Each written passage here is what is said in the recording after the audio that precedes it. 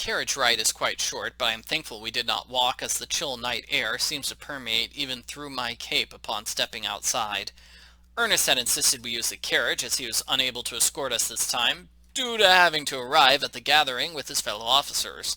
We arrived promptly at the Crescent, only to find a crowd arriving at the house. This a few minutes before we managed to make it into the actual house through the bustle that's gathered outside. Oh my, it's even busier than I expected! I give a nod, not realizing so many invitations had been given. I notice Arabella shifting, craning her neck to see through the mass of people blocking the foyer. Ah, I expect he's in the drawing room. A smile spreads across my face. He's in the drawing room. I don't know who you're speaking of. Of course you don't. I take her arm and try to squeeze along the wall past everyone. Come this way. Upon entering the drawing room, I let out a relieved breath to find it less hectic with people. Arabella's face lights into a smile upon spotting a group of red-uniformed men. I believe I should go and greet those who have arrived. Of course. She throws me a final smile before disappearing into the crowd in the direction of her colonel. I nod politely at a few people who pass, unable to help my own gaze sliding over the crowd in search for Mr. Amesbury. Instead, I made a different gaze, though one that is also familiar. Mr. Montfort stood among a group of men, although upon spotting me, his lips thin and he reluctantly excuses himself from the group. He mazes his way through the crowd to eventually stand before me. Miss Bennet, for a while I did not think you'd make it. He dips into a bow and I curtsy in return, hoping his stiff manners are the result of so many people. I did not realize so many had been invited tonight. No, indeed, neither does it seem did Lawrence, who is less impressed at the amount of people. Less than impressed. I laugh lightly, noticing he cannot seem to keep the straightness of his expression as I do. His expression softens and he smiles. I do apologize, where are my manners? You are looking most well this evening. Thank you. He gives a satisfied nod, like someone who's completed a duty more than a pleasure. We fall into a slightly awkward silence, and I mull over something to speak of when thankfully I hear Mr. Amesbury calling over to us. He comes to stand between us, and my pulse beats a little to see the smile on his handsome face. You're here at last, Miss Bennet. I thought you may have been lost among the crowd. I almost was. Our smiles fall into a gaze that I am not in a hurry to break. Well, if you'll excuse me. Mr. Montfort gives a quick bow before spinning on his heel and ducking back into the people around us. Would you allow me to escort you about the room, Miss Bennet? I'd be delighted. I slip my hand into his arm, allowing him to then lead me around the room. Are we going to talk?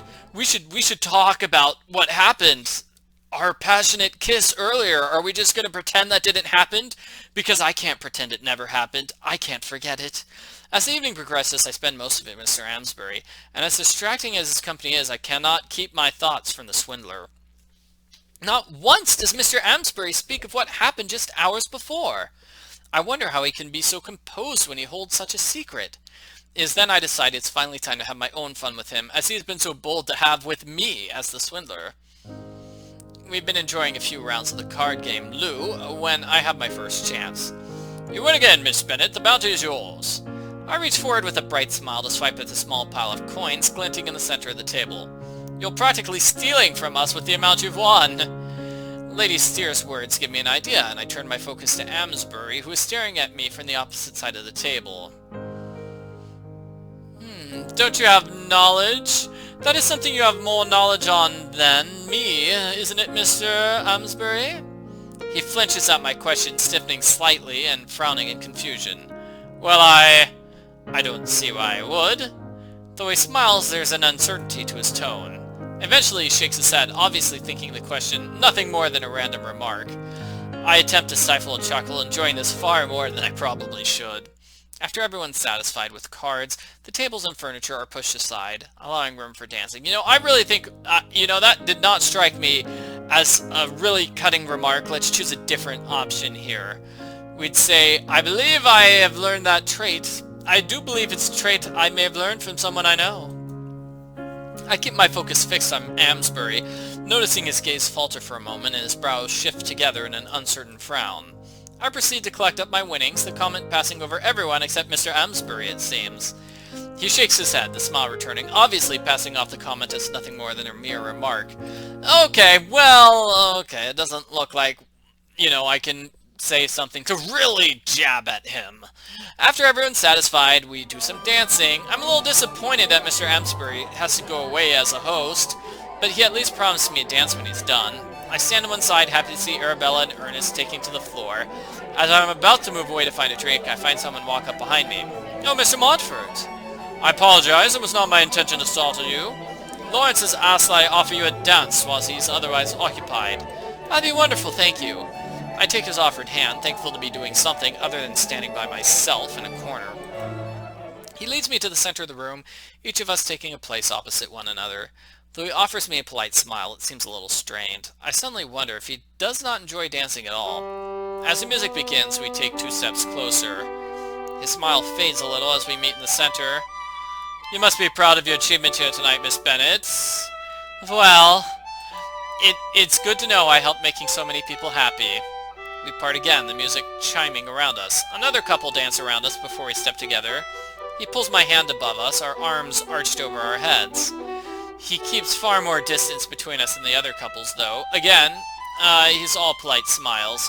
Yes, you certainly are a master at happiness in others, it would seem. I frown a little in confusion of his rather tense words, but have little more time to think on it as we pass away. We spend the rest of the dance separated, mazing between the other couples and dancing down the center of the pairs. As the music draws to an end, Mr. Montfort leads me to one side of the room where Mr. Amesbury is waiting. You made quite the pair out there. I'm afraid I am nowhere near as elegant in my steps as Pierce's when dancing. It's not the steps, but the company that's important. A fair point. Though I'm sure a partner such as yourself helps immensely. You are very distracting company. I wonder if the swindler would agree. He has apparently taken quite the interest in you, Miss Bennet, if the rumors are to be believed. I suddenly realize Mr. Montfort's statement is another perfect opportunity to play my game with Mr. Amesbury. Let's see. I'm sure Mr. Amesbury would have the best idea on that. Why would I wouldn't... He fumbles on a reply before giving a tense smile. You must have me confused, Miss Bennet. Oh, do I? What a mistake to have made! He clears his throat, his gaze turning on me as though to examine me. I just smile knowingly. He continues to look at me, and I'm sure he must soon realize I know the truth. Mr. Amesbury's called away once again before we have a chance to dance. Aw, come on! I just get to tease him, and that's all. As much fun as I am having teasing him, I still find myself wishing to spend most of my time with him. Mr. Montfort also leaves me to my own company, returning to the chatter of a few men nearby. He makes his exit politely, but obviously is still thankful for his duty towards me to be over. On the few times I'm joined by Amesbury, I manage to sneak in a few more hints of my knowing the truth about the swindler. Each one leaves him stuttering on his usually faltering, confident replies, and I cannot help but chuckle as he does so. As the evening draws on, I have barely left him with any doubt as to my knowing who he is, but still we have not yet had our dance. A while later I move into the foyer and I'm joined by Arabella and Ernest, who have been so entranced in each other's company all the evening they barely left the dance area. Well, Catherine, you certainly helped plan a fine evening. Thank you, that is kind of you to say.